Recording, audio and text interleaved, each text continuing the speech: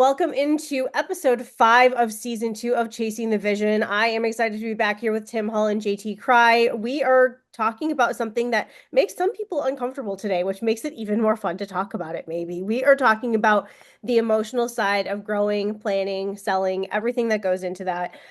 Tim obviously has some more recent firsthand experience with the emotional side of what that might be from a buyer's perspective. And JT, I'm sure, has had many a late phone call, midnight phone call, whatever that may be, from buyers, sellers that are in that emotional, like, oh my gosh, what am I going to do? So that is what we are here to talk about today and talk some about how to navigate those emotions, what the emotions mean, what they might indicate, when to trust your gut and when to trust maybe more the facts in the situation, kind of all of those things that encompass the emotions around selling, growing, planning, all of those things. So gentlemen, welcome back. Um, JT, I'm going to toss it to you first. And, we talk about the transaction and transition piece of selling. So where do emotions come in? At what point in the process do you see emotions coming into buying, selling, transitioning? Well, first, thank you for that wonderful intro. I think with that kind of an intro, Tim, our work here is done. It's basically been given. Emotions, Michelle, that's a loaded question. It really is. And they're so different for everybody. And yes, there's two sides to really a transaction. And really, anytime you grow, and Tim has seen this before hundreds of times, I'm sure. There's the transaction piece, which is just the deal. In my world, it's the deal structure. It's the cash, it's the interest, it's the seller carryback notes, the earnouts, you know, insurance contracts, lease assignments, all the things that need to be addressed in a transaction. And the transition is where the emotion starts. Mhm. And owners oftentimes will try to project their life, what it looks like without their business, and they struggle. They Yeah. really struggle. They've been doing it so many years, and we're in the restoration space. It's 24/7. It gets in your blood. So they think about what's next. They think about going to work for somebody. You know, my typical deal is sizable, and they work for a buyer for a few years after the sale. They think about the legacy. They think about their own cash needs. They think about their burn rate. Um, there's so many, their cash burn rate, that is. There's so many things to think about. And at the end of the day, if they don't have a place to land, when I'm talking to potential sellers and I say, what's next? And they'll say, oh, I don't know. I just know I don't want to do that anymore. Well, that's a risky place to be. If you can't forecast your future out with some confidence, there's some angst there. And so it's about getting to the bottom of that and really being honest with yourself about where that emotion is stemming from and finding a few answers. Yeah, absolutely. Okay, so Tim, let's go out a little bit further and talk about, you know, being a business owner is emotional in general. I think people try to say like, oh, you should put your emotions aside. It's personal, isn't, or I mean, it's business is not personal, all those things. That really doesn't, yeah, you're smiling and laughing. That really doesn't end up being true or feeling true. There was a restorer who just posted on LinkedIn a couple days ago, somebody that I think all three of us know. And she had talked about the emotional and personal side of being a business owner and all of the things that come into that. So, when owners get stretched out of their comfort zone, that's kind of when the emotions start coming in. So, how do you kind of coach clients through when the emotions are starting to bubble up and you got to find a balance between that and the logic? Yeah. There's a lot that goes on in that space between our ears, isn't there? Yes. And I mean, being on, as you mentioned, being on the other side of that now and sitting in the owner's seat, I think there's a visceral response to that, not just from a transaction standpoint, JT, but I think anytime you consider kind of that thought that goes on about the responsibility associated, I think that's really what kind of draws out the emotion, at least it has for me. You talk to clients that you work with, and yeah, my exit strategy or my end game would be to not own the business any longer, whether that means selling it or passing it down or whatever. And you press them on kind of where they're coming from with that. And a lot of them, I think, post transaction, and I'm sure you've seen this too, JT, where it's almost like that weight was lifted off of their shoulders because they wake up one day and they go, I'm not responsible for payroll any longer. Mm-hmm. I don't, I'm not carrying the burden. I'm not carrying the risk. And I think maybe for some, maybe that's what they're shooting for ultimately. They've lived with that, some of them, most of, if not their whole career. And it's a lot to carry around. It can be exciting, but it can also be stressful at the same time. I know for me, it took a few weeks, but you never forget your first payroll. I think I've said that before. Mm-hmm. But it does kind of hit you. You wake up and you go, wow, I'm responsible for 20 plus Yeah. people and the decisions that they're making every day and the actions that they're taking. And ultimately, at the end of the day, that, comes back to me. But, I would love to say that, a lot of owners, kind of comes from a place of growth or ambition or, whatever you want. But at the end of the day, there's a lot of fear, and we're going to talk about that here in a little bit, that goes along with that. But I think you have to almost try to embrace or encourage people to embrace the two things equally, so that it moves you in a forward direction, not in a backward direction. Yes, for sure. So Tim, keeping it with you, what would you say are the two or three like largest emotional variables that you see owners struggling with? No, like I said, I would love to say it's like passion and ambition. Like everybody comes to the table as the entrepreneur that wants to change the world or, make something, or they've got a goal in mind.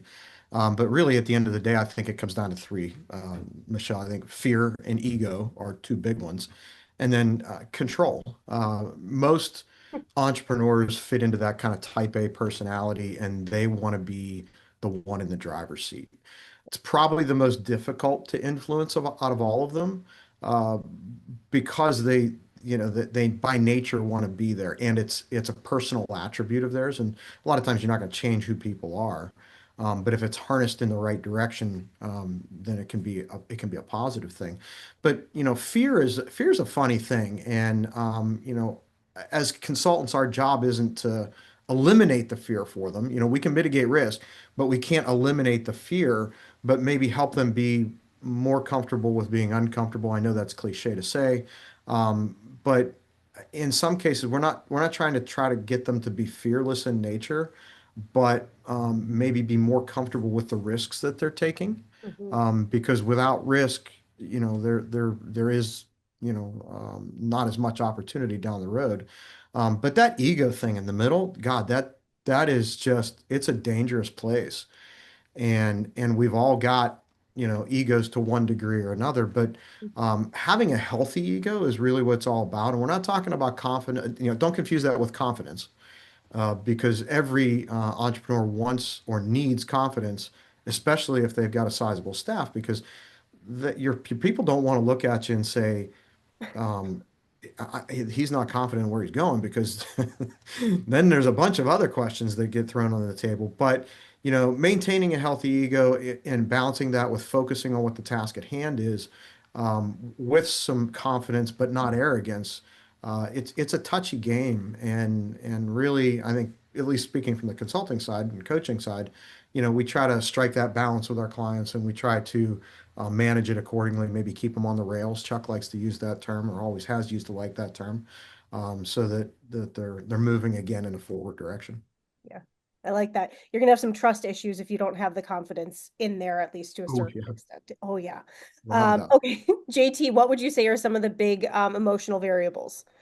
Well, I think, Jim, you're spot on with those. Number one, I'll just add a few thoughts to your fear comment. And to me, it's fear of the unknown. There's all these questions out there. And with owners, and I think we can all experience this in our own lives too, is we've got what we know, and then we've got what we don't know. And there's this bridge in between, and this gap of what we need to fill it with and what needs to be true to get from the unknown to the known. And while we're in that space, trying to ask questions and learn things, it can be uncomfortable. And like you said, it's consulting, it's selling, it's anything we're trying to learn. And so, how long do you want to live in this learning space, as I call it, trying to dig for answers? Some people hang out there for years, and they just lived with the unsettled emotions and the angst, and they keep kind of kicking the can down the road. So to me, it's this bridge between the known and the unknown. And the only way you're going to get there is by asking a few questions. And secondly, I think one of the big things that people struggle with is timing. Mhm. Do you sell on an upside? Do you sell when it gets slow? Do you sell when maybe it's right for you, but the business isn't ready to go? Maybe the business is ready, and we call it an exit ready business. Tim, you and I have used that term. But maybe you're not ready to go. Maybe you and the business are ready, but your spouse isn't ready. The market may not be ready. We've had a couple of slow years here with mild winters. So timing can be a big one. Okay. Not only personally, but through the business. And then a third one for me would be when you look at a buyer, when this owner tries to project what's down the road, and this is with consulting and growth and taking a business to new places as well as selling, what does it look like? Is a buyer, is this growth going to be good for my team? Can I handle it? Can they provide more opportunities for my team than I could? And what does it look like? Do I want to go along for that ride? So I think all of those are kind of in an unknown bucket.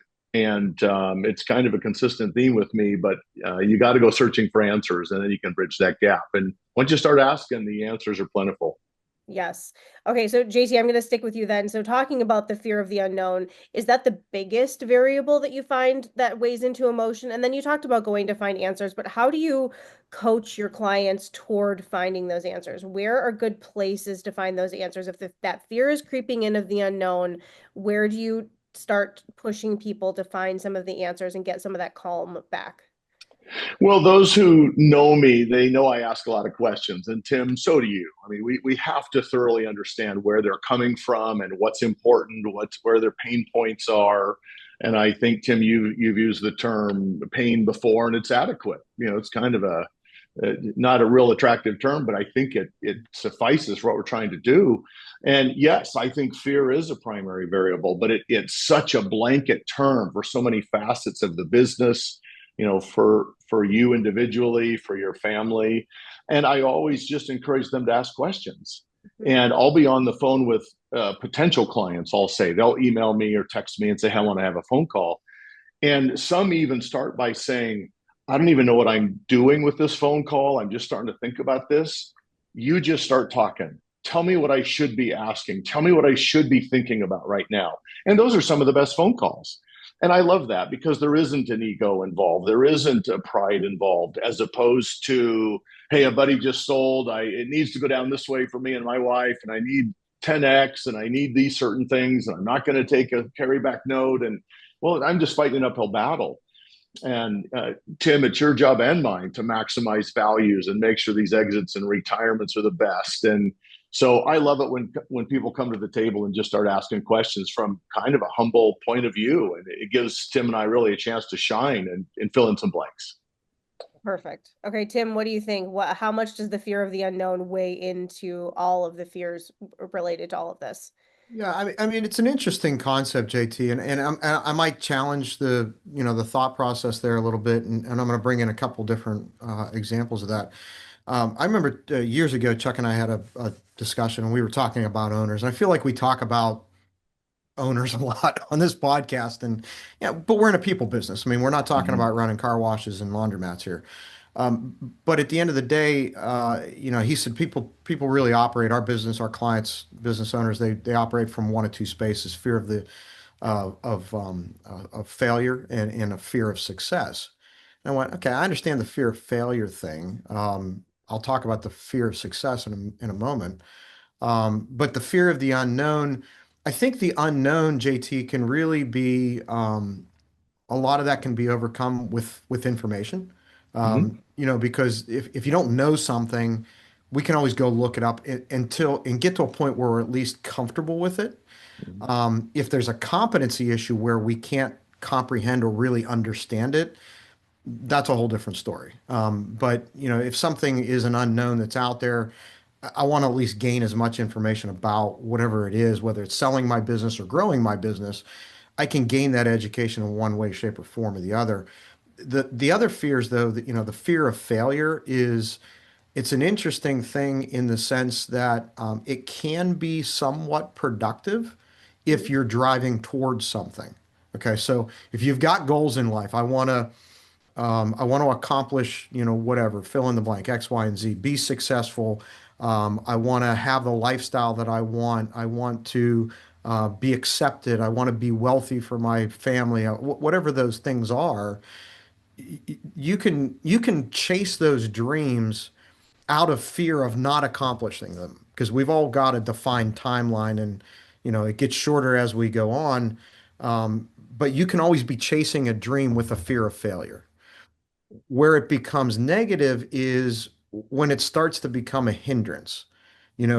I don't want to be rejected. I don't want to be seen as a failure, because I believe that all business failing is a critical part of learning in business and growing.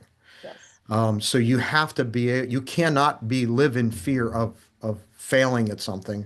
Otherwise, you're probably in the wrong, right? Um, so I think fear of failure can be a motivating factor. The unknowns, again, I think can be found out. But that fear of success thing was really, really interesting to me because when Chuck and I first started talking about it, I called BS on it. I said, how can somebody be afraid to be successful? And I didn't understand what he really meant by that until I experienced it myself. I'm going to share a personal story now. Everybody's got a bucket list. On my bucket list, I've got a handful of things, some of which I've actually checked off, which is cool. But one of them is to harvest a bull elk with my bow. I'm an archer, love to bow hunt. And so I went back out to my alma mater in Bozeman, Montana, a few years ago on a high country elk hunt, horseback. It was the hunt of a lifetime. I practiced, did all the right things, and I had the opportunity to check that item off of my bucket list. Now, this bull was at the edge of my comfort range as far as shooting distance goes, but I had made that shot dozens of times in my backyard, and I knew that I could make the shot. But for some reason, I did not let that arrow fly. And I made excuses for myself as to why. It was a little too far. I wasn't comfortable with it. You know, if this, then that. And I rationalized it till the day is long. But it wasn't until I spent the next 4 days kind of, thinking about what happened. And I started thinking about, well, what if I did check that item off my bucket list? Then what? What's next?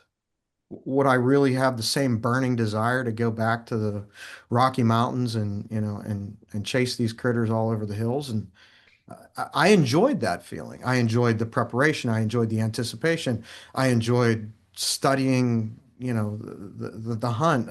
All of those things were where I got my enjoyment. Harvesting that bull was a small fraction of, the total experience, but it's that thing that keeps us coming back. So I think business owners are a lot of times in that same bucket. What if I do get to that $10 million? JT, what if I do get the offer of a lifetime to, Mm-hmm. to sell my business? Then what? Then what am I going to do? So you asked, and I Yeah. hopefully gave you some good information on that.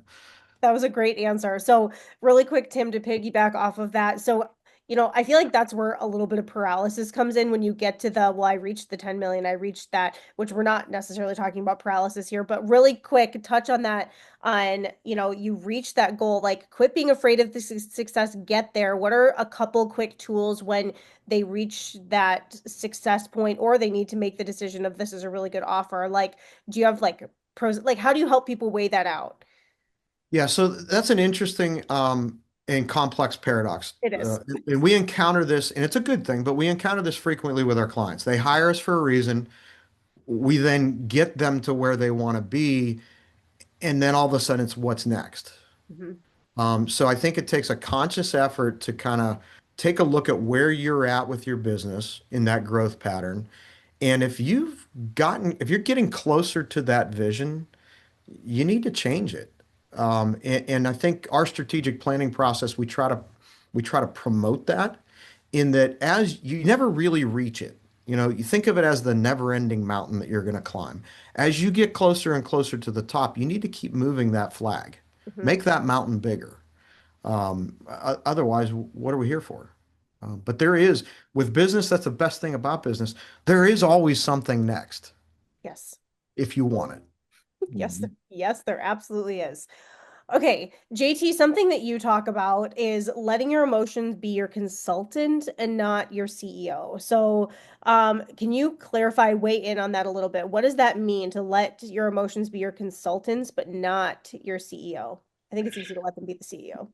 Yeah, boy, very easy. Yeah, I appreciate the question. I think we've all known emotional business owners, and the three of us are business owners. We probably have been emotional at times with, our responsibilities and decisions that we make. I don't know that you can always avoid it, number one. But for me, it's taken me a lot of years to learn this. And I had several companies before I got into advising clients. But there's really three pieces to emotion. There's a subjective piece, which is how we experience it. There's a physiological piece, which is how our body reacts. And stress and emotion cause all sorts of events in our bodies. And then there's what's called an expressive piece. What are we going to do about it? How do we react to that emotion? So the first and the second to me are the most important. And when we start feeling a little unsettled about something and an emotion, that's where it can be our consultant. We don't have to make emotional decisions, but it should be our guide to say, hey, you're unsettled about this. Why? What is it that we don't know right now that will help get us to where we're going? And as business owners, and you've heard me say this before, we get paid to have answers, right? I mean, we do at the end of the day. The buck stops on our desk. We don't like to go elsewhere for answers when employees come in and start asking questions. And so we think we have to have the answers all the time. And if we don't, that's very unsettling for some people. And that's where some of that pride and ego come in that Tim mentioned. So for me, the guide piece is what's causing me to be unsettled? Where's the angst coming from? And then what needs to be true? How do I get rid of that feeling? What question needs to be answered, or questions, for me to address that feeling? It doesn't mean that you have to grow or you have to sell. It means there's something there that's nagging. So let's get to the bottom of it and at least, squelch those feelings the best we can. So that's right. It's like to use them as a guide and not make decisions. Now, I'm not 100% at it. I don't think any of us are, but at least use the feeling to direct some questions and dig for answers, as opposed to, life-changing decisions that you may make in haste. Yes. So JT, is gray hair, is that part of the physiological response? I cannot confirm or deny I'm in that camp, Tim. There's a reason it gets shaved off all the time. Well, Michelle must be doing pretty good in the publication business because she doesn't have any gray hair. I have That's plenty of right. gray. It's dyed over. That's why I'm blonde. Thank you very much. Anyway, okay, so Tim, anything that you want to add to that, letting emotions be your consultant and not your CEO? I'm guessing that you have to coach a lot of owners through that moment. Yeah, we do. And look, we try to use information and data. Uh, you have to be empathetic to the response, whatever it happens, whether it's a problem customer, receivable issue, or whatever, fill in the blank. There's always a response to it, and it is emotional. Because again, back to, our first comments about being responsible, the buck stops at the top, and that is your responsibility as a business owner. Uh, but we try to guide the conversation using information. Uh, before before we encourage any decision making, any reaction or action that comes out of it. Hey, let's take a look at the facts. Let's maybe do a little bit of research. Let's investigate, interview people. What really happened here, and try to get the big picture before any guidance or decisions or any kind of that kind of stuff is happened. But and sometimes the data and information can be the source of the angst or the source of the issue or reaction, but it's all in how it's interpreted. But data and information can be a very powerful tool in bringing the emotions, I don't want to say out of, but more into check with a logical approach to any situation. Yeah. And I'll just add one thought there too, Tim. You touched on something. If they don't go addressed, if you don't go finding information to help ease a few fears, they can fester, Yes. and that's a really terrible feeling. That fear now moves into a much worse feeling of angst that it kind of can consume you, especially when there's millions of dollars at stake. And you just used the term awkward. And I read a quote the other day that said, I'd much rather have an awkward today than a broken tomorrow. Mm. So, I think we as business owners, we can live with a little awkward, right? Let's address it and find out what we can through the information that you're talking about, Tim, because tomorrow it has to be better, either through feelings that have been resolved or flat out better for you and your business. So Yeah. Yeah, I think the absolutely. earlier the better. Yeah, no doubt, JT, no doubt. A lot of times we see two different types of responses to you. And the characteristic, the stereotypical guy that's running around the office like a chicken with his head cut off, and everything's on fire. So the response, Mm-hmm. the emotional response to day-to-day business is to, lop people's head off. We see just the opposite on the other side where people just bury their head in the sand. Mhm. Mm-hmm. And there is a little bit of that awkward kind of happy medium in the middle that needs to occur.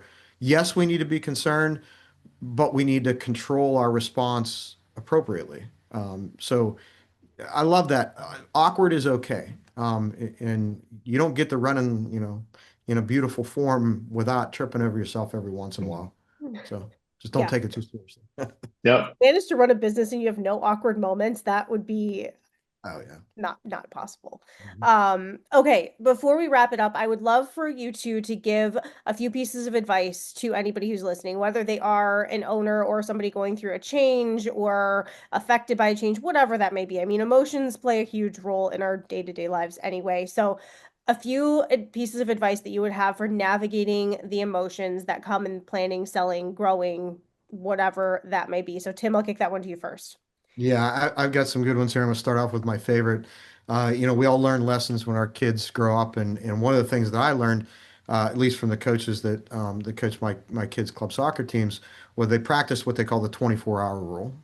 And if you see something in a game that happens that you're not happy with, whether it's your kids' playing time, coaching decisions, a referee call, whatever, we ask that you exercise the 24-hour rule. So sleep on it, wait till the next day. If you still feel as strong about it tomorrow as you do today, then we can have a conversation. What that does is it kind of cuts the edge. It mitigates those initial reactions that we all have to certain things. And then it gives us time to process it.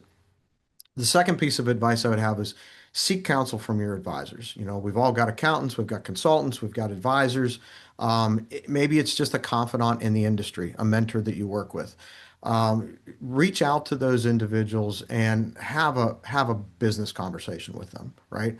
They'll have the ability to kind of get to the facts, hash through, sort through the opinions, and then offer maybe some advice if you ask for it, what have you. But having that other kind of third party that's not immediately involved in the situation is huge because if they're not emotionally attached to it, they'll be able to talk to you with a level head. Mm-hmm. And then the third thing I would say would be garner some support. And our wives, our spouses, our friends, or even close family members sometimes can provide us a lot of strength and support in the things that we need to do. That's a critical component to business, and I didn't really gain an appreciation for that until recently, and how important that is. You need that. You need somebody that has your back, and we're not just talking about your business coach or your consultant that's going to give you the facts and the options, but somebody who actually loves you and cares for you and says, you know what, Tim, I know this is going to be uncomfortable, but you've got to make this decision. Or I don't see that as being a good idea, knowing you. They have to have the courage and the ability to say that. So those would be my three things. Yeah, absolutely. Great points. All right, JT, what do you think? Well, I'm just going to add on first to what you just said, Tim. As I've said for years, it's lonely around the water cooler when you're an owner, and sometimes you don't have a sounding board. So when you get back home and your wife says, or your husband, Michelle says, "How was your day?" Well, sometimes it's just got to get some things off our chest, and we've got to get a second opinion sometimes. And Michelle, I know you're smiling, and I think we all do that, right? Sometimes And it's also the opposite of like, I don't want to talk about it today. So it really goes that both ways. that Like today is happens not the too. day. That happens too. But if your lives and marriages work like mine does, you need two yes votes for anything that's critical. Mm. And so for making key decisions, I love to use my wife as a sounding board. She's got great wisdom. And without the emotion involved, sometimes she'll give me an answer and I'll think, why didn't I get there 24 hours ago or 48 hours ago? So when I'm talking to owners, which are predominantly male in this industry, I always invite the wives to participate. They just see the world differently and they ask questions that typically they don't think about. And so I love having the husband wife teams. But so I just wanted to add that to your comment, Tim. So thank you. Yeah. With mine, I think I'll start with the fact that I think my theme has been consistent. Where we don't know, this gap in the middle, start asking questions. I think that bridges a lot. And it has to do with how much discomfort we can live with. And as owners, we live with a fair amount of discomfort every day. We don't have crystal balls. But when it gets painful enough, then start asking questions. So I'd say that's number one. And I would say, uh, when you start thinking that you're making emotional decisions, you're probably well past that. And so then start backing up and realizing what could be going wrong. For years, we were talking about fear earlier. For years, I thought, well, what if this goes wrong? What if that goes wrong? And I started asking myself, well, what if it goes right? What if we execute just like it's supposed to be executed? And Tim, you've helped countless companies grow and get exit ready. And what if it does go right? It's a real possibility. Mm-hmm. And sometimes fear takes a hold and we just don't know what to do with it or how to process it. So I think if we start focusing on what our skill set is instead of what it isn't and what we're capable of, that too goes a really, really long way. So I think the warning is if you're a little bit nervous, ask nervous. If you're a little bit afraid, ask afraid. What's the worst that's going to happen? Tim and I can't convince you to do anything. We just want to get you educated and take the right steps forward. Yep. Yeah, absolutely. Okay, anything else that if you want to add, any stories, personal anecdotes, anything else that you want to add before wrapping it up? Well, just final comment on that, and I think it's an appropriate way to wrap it up, JT, is lean into it. If you're feeling uncomfortable, don't give in to the fear. Get a little bit of curiosity about it. Go, wow, I've never felt that before. I'm feeling uncomfortable. Recognize what it is and lean into it. Learn more about it, because when you do that, wonderful things happen. Yes.